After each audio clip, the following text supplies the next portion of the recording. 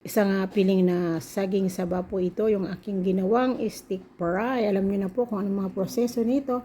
Aking ginamit po dito ay breadcrumbs at paprika. Yan lang po ang aking ginamit diyan. At cooking oil. Yung aking gamit po dito na kay Minola. Ayun na mga kakusina, yung ating ginawang banana stick fry. Aking ginawa po dito ay maniba po yung saging, hindi po siya overripe, hindi katulad nung nakaraan. Kaya matagal pirituin kasi maniba pa lang po. Yung katamtaman lang po yung hinog niya. Yung sakto pa lang po siyang kainin. Ayan, pero pwede naman po lagyan natin siya ng cinnamon ground ni McCormick. Baka naman McCormick, meron ka diyang nilalaan para kay La Mamita Cocina. Now pa lang, call mo na siya.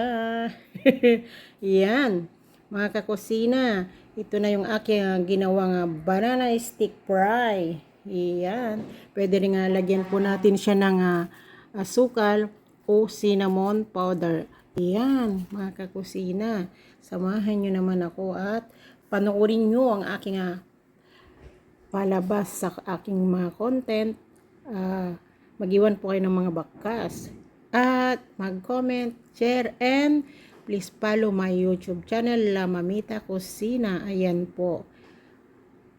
Ayan guys, maraming salamat. At umpisahan na natin yung ating banana stick fry. Ayan. Di ba?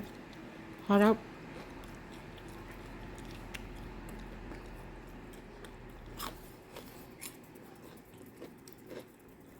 Ayan. Ang lagkit guys.